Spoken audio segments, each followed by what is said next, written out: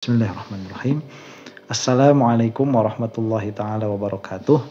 Alhamdulillahirabbil alamin wa sallallahu ala sayyidina Muhammadin wa ala alihi wa sahbihi wasallam, amma ba'du. Dr. Richard Lee menjadi mu'alaf, alhamdulillah. Ini adalah suatu kabar baik. Jadi setiap insan, baik terkenal atau tidak, tatkala mereka itu menemukan jalan Islam, itu adalah sebuah kabar baik yang harus diterima, ya. Bisa menjadi salah satu tanda dari kecintaan kita kepada agama itu melihat ada seseorang masuk ke dalam agama kita, karena itu menunjukkan di dalam qalbunya ada rahmat, ada kasih sayang, ada cinta kasih. Karena keyakinan umat Islam secara umum begitu ya, orang yang tidak Islam, yang mati dalam keadaan kafir, dia akan kekal pada siksanya Allah Subhanahu wa taala. Nah, kabar gembira juga, Dr. Richard Lee ini saya lihat circle-nya itu bagus. Ada Ustadz Felix Yao di situ, kemudian ada Ustadz Dery Sulaiman, dan juga sebelum ini itu mengundang Ustadz Nuruddin, ya. Dan pada tahun-tahun sebelumnya itu kan sempat ramai juga sama dukun-dukun itu ya, kalau tidak salah itu yang kebal-kebal dan lain sebagainya. Ala kulli halin, ini adalah sebuah berita yang sangat bagus. Nah, ada concern dulu ya.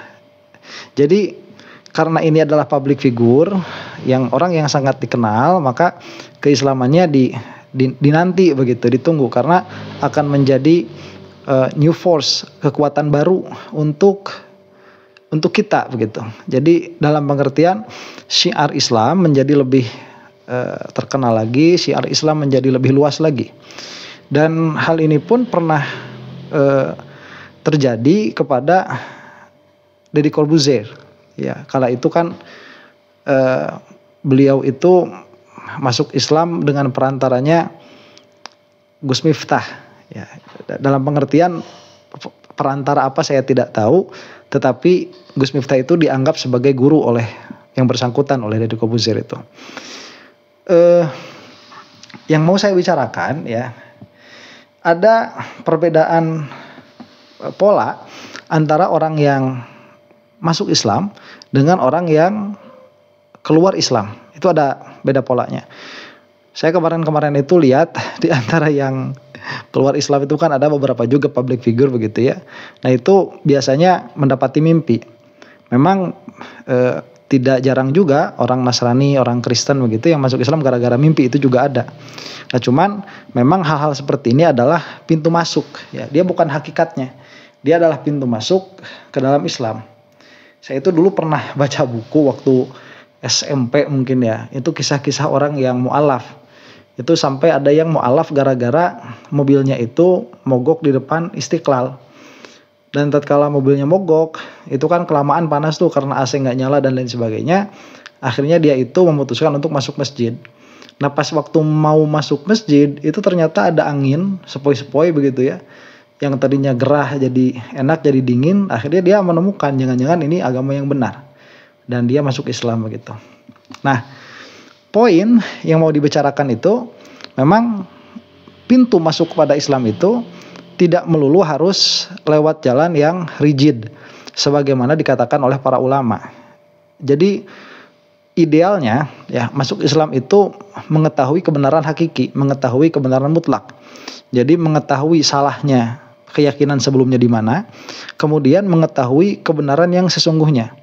Jadi kalau kita bahasakan, karena ketuhanan itu adalah ilmu akli, sebetulnya dia adalah rasional.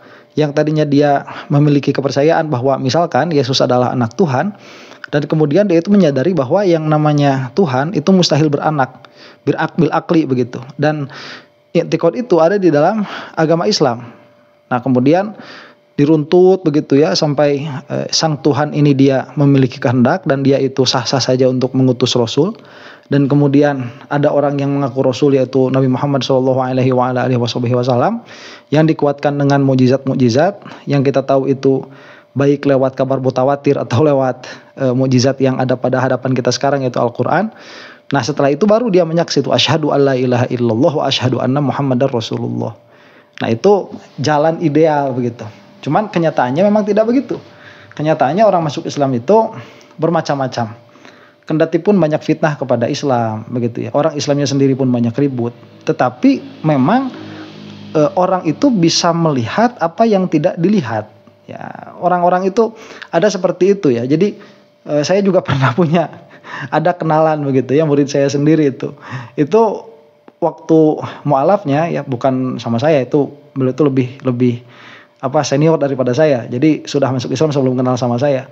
Itu kepincut hatinya sama Islam itu gara-gara cara ibadahnya.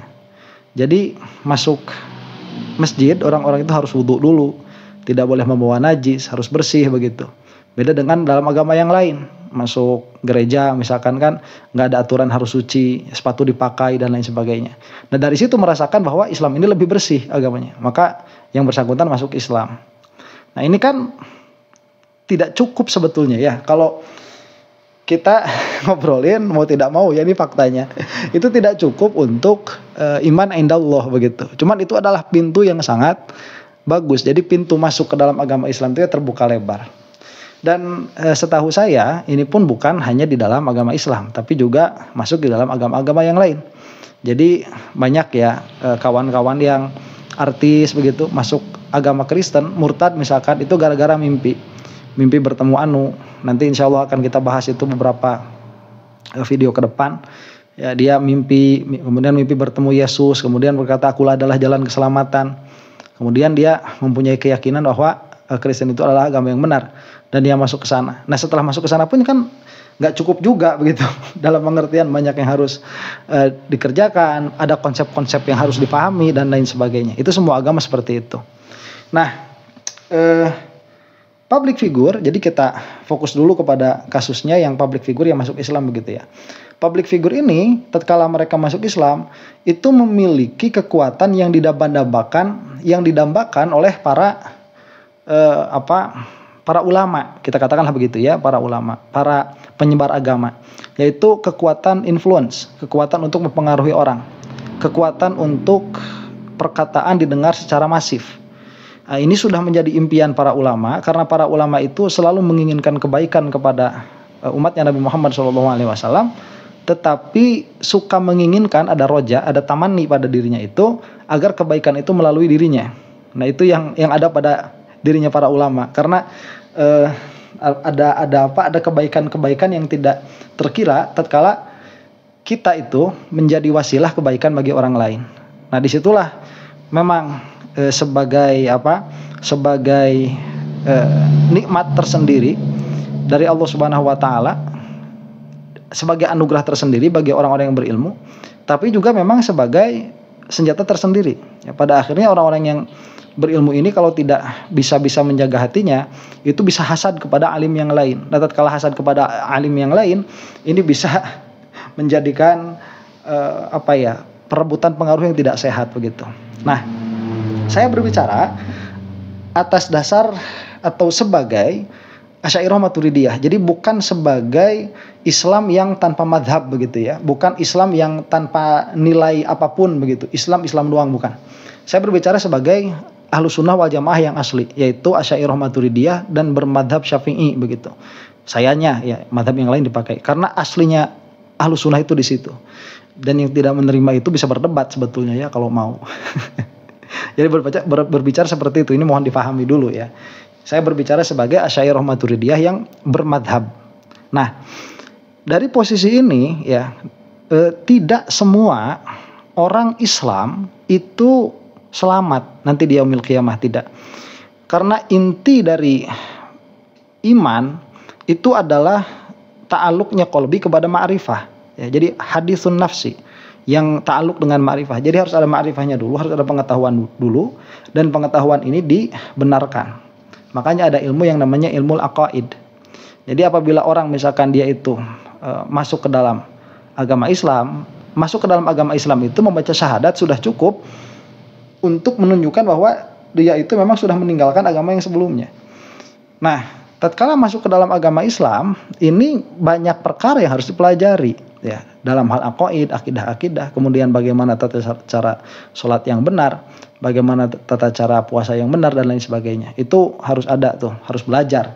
Nah, untuk orang yang mu'allaf ini nanti diberi keringanan oleh syariat itu kalau tidak salah kurang lebih selama 1 tahun itu, atau kurang dari itu sedikit ya. Jadi sholat-sholat yang sholat-sholat yang dilaksanakan dalam jangka waktu itu, dalam jangka waktu mungkin belajar, jadi dia belajar, tetapi belajar kan harus ada waktu, nggak mungkin langsung bener begitu. Nah, ini ada jangka waktu 1 tahun, sehingga sholat-sholat yang sholat-sholat yang dilaksanakan tidak dalam keadaan sah menurut madhab itu tidak perlu diqodho. Nah, itu penjelasannya saya dapat di Kasyifatus Saja, beberapanya itu. Nah, ala kulli halin ya ada permasalahan sedikit besar begitu dari orang yang mu'alaf. Saya tidak berbicara Dr. Richard Lee di sini. Itu kita alhamdulillah sekali begitu ya, dan saya nanti akan bahas circle-nya Dr. Richard Lee bagaimana. Mudah-mudahan masih dalam video ini. Jadi kecenderungan orang, kita katakan dulu lah yang hijrah secara umum begitu ya, yang hijrah ini semangat beragamanya sangat luar biasa, sangat menggebu-gebu begitu. Nah, sehingga tidak jarang yang lucu di negara kita ya, di masyarakat kita yang lucu. Orang baru hijrah, katakanlah begitu ya, saya musalamah lah dengan kata hijrah. Orang baru hijrah, yang tadinya itu jauh dari dunia agama sama sekali, kemudian berpindah mailul qalbinya kepada agama sangat kuat sekali, lah tiba-tiba jadi ustadz begitu. Dalam jangka waktu ya 3 bulan, 6 bulan begitu, 1 tahun. Padahal sudah banyak orang yang lebih dulu alim daripada orang tersebut. Jadi kan make sense ya kalau orang itu masuk ke dalam satu lingkungan yang baru, itu mulai dari nol. Lah orang yang sudah lama di dalam lingkungan itu sudah ada di level sekian begitu ya, 100 atau 200 dan lain sebagainya. Bukan berarti ini tidak bisa ngejar. Kita saksikan itu pada diri Ustadz Felix Xiao misalkan. Beliau itu kan luar biasa sebagai seorang mu'alaf ya. Sebagai seorang mu'alaf luar biasa, dekat sekali kepada Asy'ariyah Maturidiyah, meskipun tidak murni demikian, tapi sangat dekat sekali kepada Asy'ariyah Maturidiyah. Kalau masalah bermadhab saya tidak tahu apakah beliau bermadhab atau tidak. Cuman ala kulli halin jauh dari Wahabi dan jauh dari pemikiran sendiri begitu. Ustadz Felix Xiao itu kesalahannya itu saya lihat ada beberapa, cuman tidak urgent untuk dikritisi begitu. Nah, bisa dikejar, cuman bukan dalam jangka waktu 1-2 tahun begitu, dalam jangka waktu yang agak lama, kecuali kalau dia jenius. Nah, dalam hal ini ya saya lihat circle-nya Dr. Richard Lee ini alhamdulillah ya memberikan bardun, ada kedinginan di dalam kolbu itu. Karena yang saya lihat itu ya tadi diantaranya itu siapa? Ustadz dari Sulaiman dan Ustadz Felix Xiao begitu. Itu secara umum saya lihat bisa menghantarkan, bisa menjadi tangga yang sangat bagus untuk mengenal Islam begitu.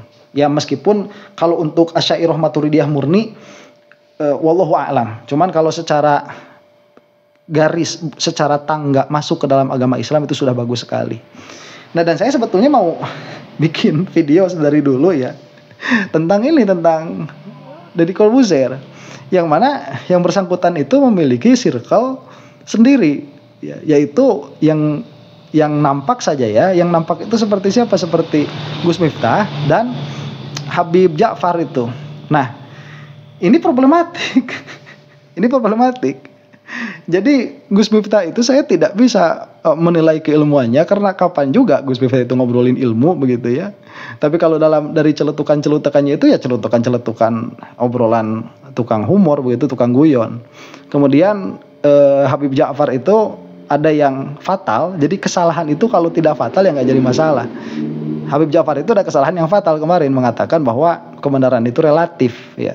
Itu mau dikatakan di depan di depan orang kafir kayak, mau dikatakan di depan orang mukmin kayak, tetap salah. Kita mah tidak menilai apa-apanya, kita menilai perkataannya. Perkataan bahwa kebenaran itu relatif itu adalah perkataan yang salah, dan perkataan itu diucapkan, di broadcast begitu, dalam pengertian diumumkan kepada khalayak umum, dan yang mendengar perkataan Habib Ja'far itu nanti bukan hanya orang kafir juga, tapi termasuk juga orang mukmin yang baru belajar. Yang mana apabila i'tiqad itu diambil, dibawa sampai mati, itu tidak ada nilai keislamannya sama sekali. Nah jadi saya melihat begitu ya, circle-nya Deddy Corbuzier ini agak bermasalah.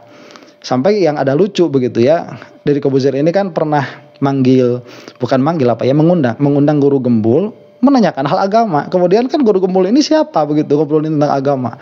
Iya, dia tuh ngomong kesana kemari begitu ya. secara sporadis tanpa ilmu. Nah kemudian karena dari Corbuzier juga ini kelihatan gak dikasih ilmu secara bertahap sama Gus Miftah, akhirnya ya manggut-manggut aja sampai dikasih judul podcast terbaik begitu. Nah ini kan miris ya. Nah akhirnya dari kacamata Ahlussunnah wal Jamaah ini miris, malah menyebarkan misinformation, malah menyebarkan kebodohan, bukan menyebarkan ilmu. Dan saya mengatakan ini dengan pasti karena memang ilmunya ilmu pasti begitu. Ilmu kalam itu ilmu pasti. Nah, ala kulli halin saya berharap begitu ya. Dr. Richard Lee tidak seperti itu karena beliau pun punya kekuatan media yang sangat bagus, podcastnya bagus begitu, banyak peminatnya, banyak pendengarnya, dan apabila mengundang orang-orang untuk berbicara terutama masalah agama, saya harap bisa belajar dulu. Jadi lebih baik ngobrolin dulu masalah-masalah yang beliau itu memang biasa pada bidangnya, belajar dulu agama Islam, karena kalau misalkan orang itu cerdas pasti baliknya bakal ke Asy'ariyah Maturidiyah, pasti itu. Ya kita lihat itu ada pada diri Ustadz Felix Xiao, itu ada. Itu dekat ke Ahlussunnah wal Jamaah, ke Asy'ariyah Maturidiyah, itu dekat sekali beliau itu. Mungkin tinggal sedikit lagi kalau diteruskan belajarnya begitu ya, akan sampai ke sana.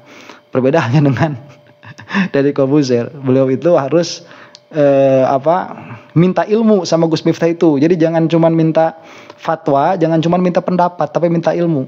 Apa sih yang dipelajarin orang-orang di pesantren supaya ilmu agamanya itu ada tadrij ya, ada peningkatan sesuai dengan tangganya begitu. Nah, ala kulli halin sangat tidak bijak ya apabila kita itu nyinyirin orang masuk Islam. Sama sekali tidak bijak. Cuman ya tetap ada cumannya, ada ekses-ekses, ada efek-efek. Tatkala orang yang terkenal ini masuk agama kita, kemudian dengan membabi buta, dengan semangat yang sangat besar di dalam agama, berbicara tentang agama begitu, atau mengundang orang untuk berbicara tentang agama yang dia sendiri tidak memiliki pengetahuan tentang hal itu. Ala kulli halin, alhamdulillahirabbil alamin begitu. Kita selalu mendapatkan force yang baru, kekuatan yang baru, kekuatan untuk didengar lebih luas lagi, dan alhamdulillah, summa alhamdulillah, di antara yang saya sebutkan tadi, Dr. Richard Lee dan Deddy Corbuzier tidak ada yang dekat dengan Salafi Wahabi begitu. Ya alhamdulillah di dalam circle-nya. Mudah-mudahan istiqomah dan terus menjadi lebih baik, dikumpulkan oleh Allah Subhanahu wa taala beserta orang-orang yang beriman fid dini wad dunya wal akhirah. Demikian, mudah-mudahan ini ada manfaatnya. Wallahu taala a'lam bissawab. Assalamualaikum warahmatullahi taala wabarakatuh.